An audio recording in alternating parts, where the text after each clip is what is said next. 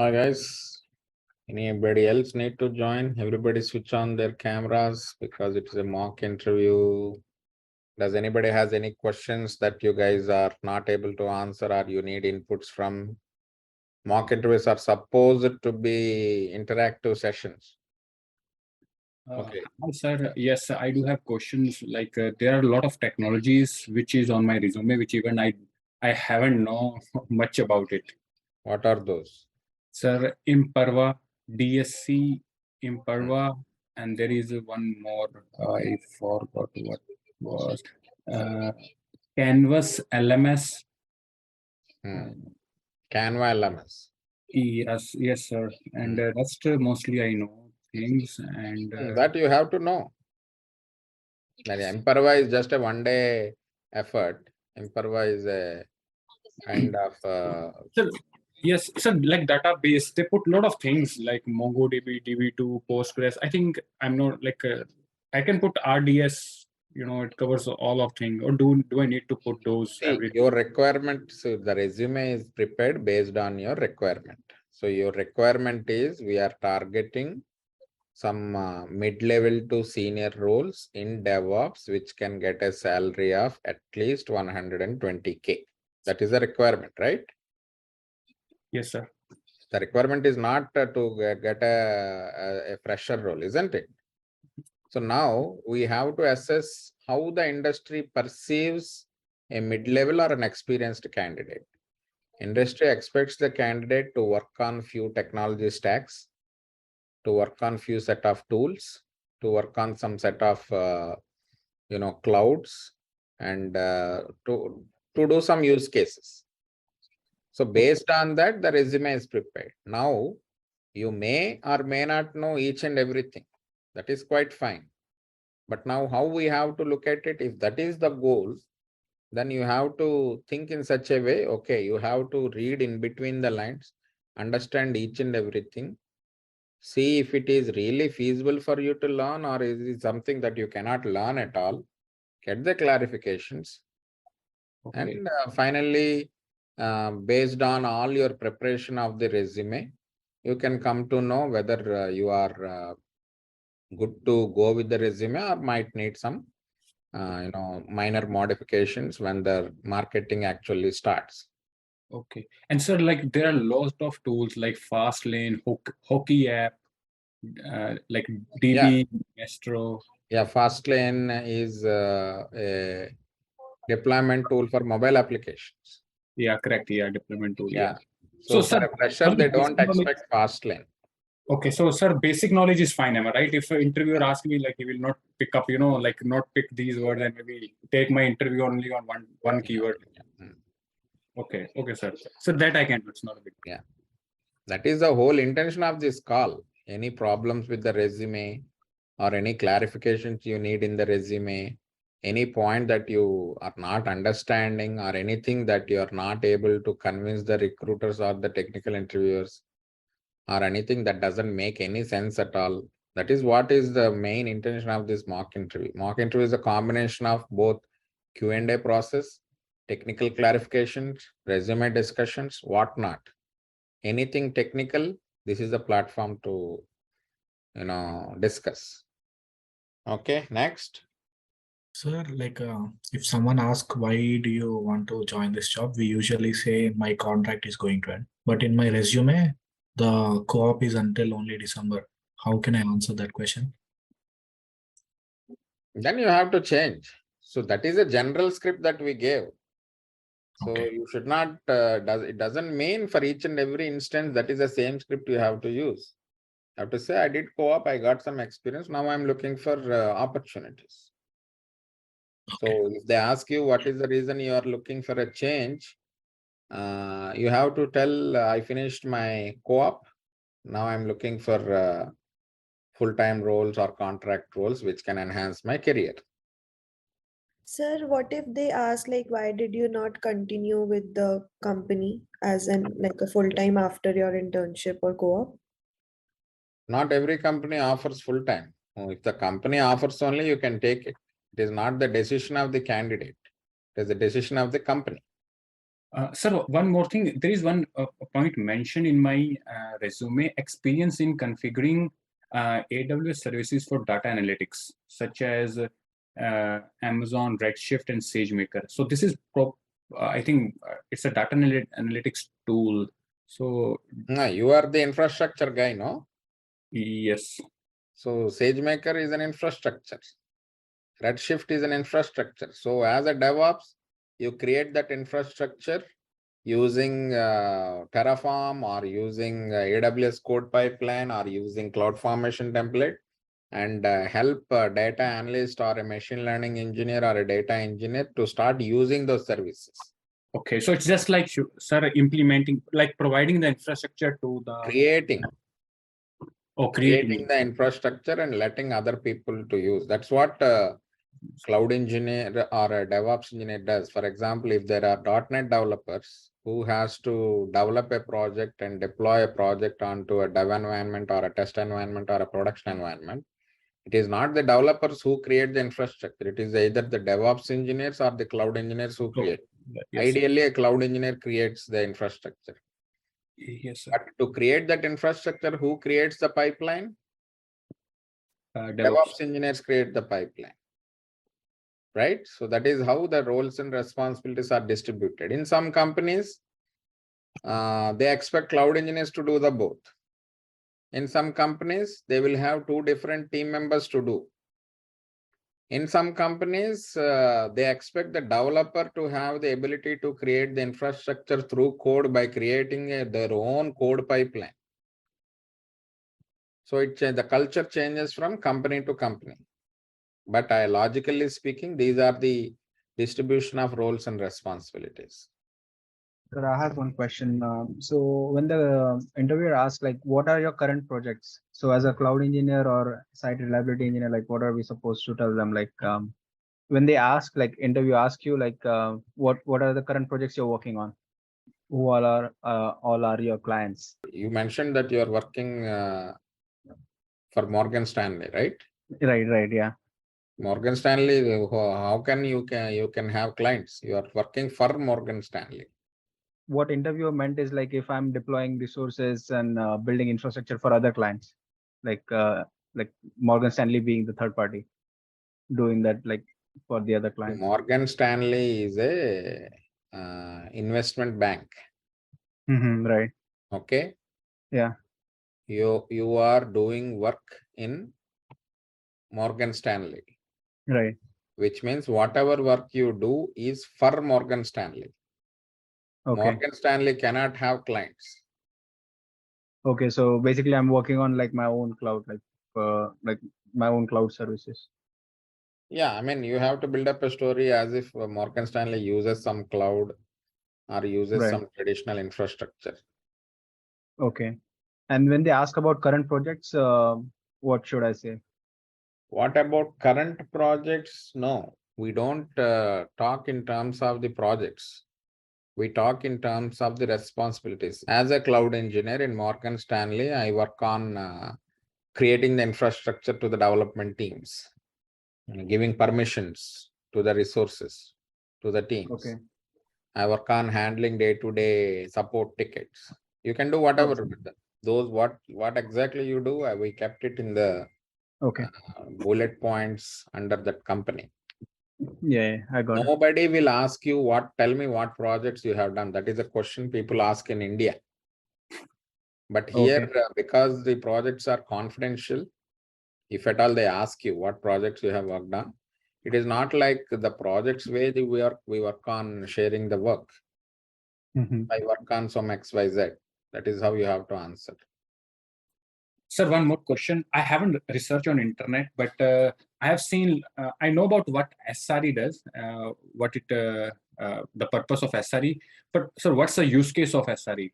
Like in a story form, how, like if they ask question, like a scenario-based question, an interview.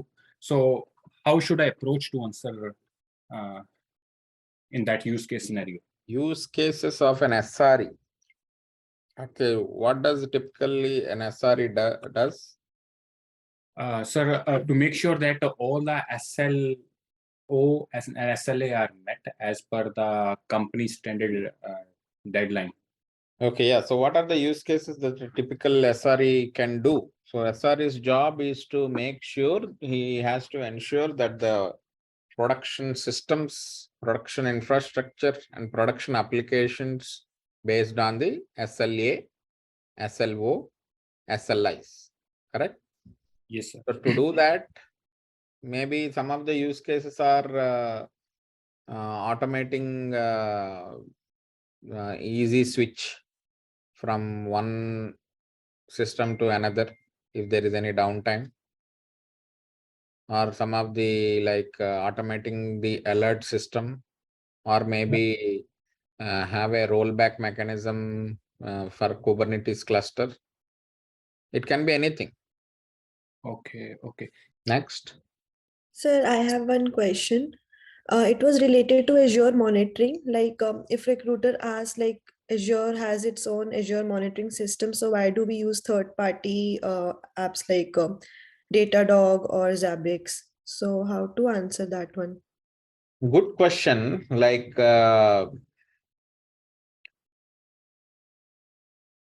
each organization will have, they wanted to either use all cloud native solutions or they wanted to use some third-party solutions depending on their budget. Some organizations will have multi-cloud approach.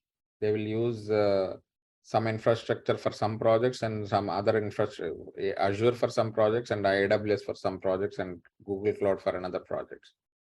In that case, setting up monitoring this infrastructure in Azure Monitor and that in CloudWatch and this in Google is going to be multiple platform and very hard to manage because monitoring is taken care by the support team and not taken care but used by the support team and SRE team.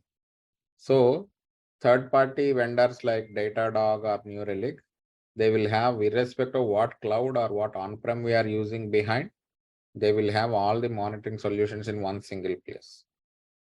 That is the logic that you can say. Then this is one standard question everybody will ask. You have CloudWatch, you have Azure Monitor, why do you still want Datadog? And it makes life very easier, but it comes at a slightly more price. Sir, one thing to answer to this question, like sometimes company, they have licensing, like current my company where I'm working, they have license with New Relic for the last 10 years. You know, then it require cost budget to, if they want to estimate, if they want to go with any third party. And one more thing, sir, on CloudWatch, there is no memory metric. We have to install CloudWatch agent, and that require a template. You know, we have to install. It requires a lot of efforts to do that. Like manual, like we have to manually do a lot of things, and then create a dashboard in CloudWatch, and then we have to configure it. So that this is what I've seen the scenario why people are going with other third party like Datadog. Yeah, that is also correct. Because I remember one of my customer, I was, spending almost a month to configure CloudWatch agent on all, I think 40, 50 servers. And that required a lot of efforts to do those because it's a template. We have to run a lot of things. It's not like straightforward. We can install the agent. Yeah, but that is where you use configuration management pipelines, right? You remember? Yeah, sir. I use a system manager run command to configure. I just tested on through the script on one of my server, and then on 39 I run using that run command. You have to do it through a pipeline. Yes, sir. Not like that. Sir, one more question. So I'm not sure, is there any pipeline where we can, let's say load balancer SSL certificate expired. I have seen a lot of things happen, and we got alert also, critical alerts. The cert is expired. So can we through pipeline control this? Like if let's say cert is expiring in tomorrow, or maybe before 24-hour alert is generated, and I can run a pipeline, it will automatically, renew the cert through ACM in AWS. You don't use pipelines for this kind of use cases. Pipeline is something where there are step-by-step activities. For activities like this, you write some automation scripts. I used to write, I still remember I have written an automation script which will every day at some X time, like say 10 PM EST, it will check all the domains, automatically check all the domains in the DNS server, and check if any SSL certificate is expired, and immediately executes a script to renew it automatically. Okay. Yes, sir. I'm doing through script, but I was just curious if there is a way. I know that. Script has to be triggered by a job. Yes, sir. Cron job, like I'm like Not for cron job. Again, that is the wrong way of thinking. You are thinking like a system administrator. Okay. You have to think like DevOps. That's why DevOps is a mindset. So you have to create a job in Jenkins or Azure DevOps, which is a scheduled job. That job will run at 10 p.m. every day, and job automatically gets triggered. So as a part of that job, either Jenkins or Azure DevOps, wherever you are using this job, will connect to that infrastructure or the DNS server or whatever whatever DNS tool you are using to check if all the domains are up to date. If anything expired, it will automatically do the renewal. Okay. You Sir, don't run it from a CLI. You don't run it from AWS Systems Manager or Azure DST. It has to be triggered from a job outside the infrastructure. Okay, sir. That is DevOps. Right? A system administrator will think, no problem. I'll write a small cron job and cron job will take care of everything. But where is that cron job? How is this VM going to be connected to others? So there are so many ifs and buts. So that's why everything should be in a DevOps way. Okay.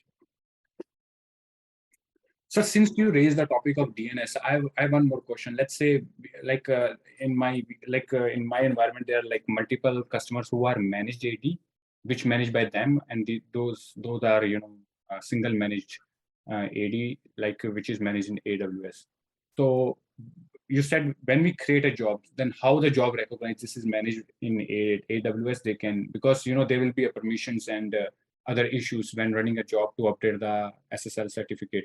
In those cases, AD or the DNS, which is managed by customer, it won't trigger for them because of permission issue. It won't bypass to update the cert. But for, let's say, for the one which is residing in AWS, it will bypass and update the cert. So in this case, sir, it won't be applicable for the ones who managed by customer, not managed AWS AD. No, I did not understand. You're saying AD and AWS. What is it about? No, sir. I'm using the service of directory services. So there are two types of directory services we can create, which is like managed, and one is non-managed. Like managed means managed by we or AWS, and one is non-managed means which is managed by a customer. It just sits there, but all the backend work, whatever it is doing, it is done by the customer. Or maybe they have an on-prem which takes the connectivity. On-prem DC takes the connectivity to that. So, sir, when this Jenkins job will be run to, let's say, update the certificate on, let's say, on-prem, which is residing on customer on-prem data center.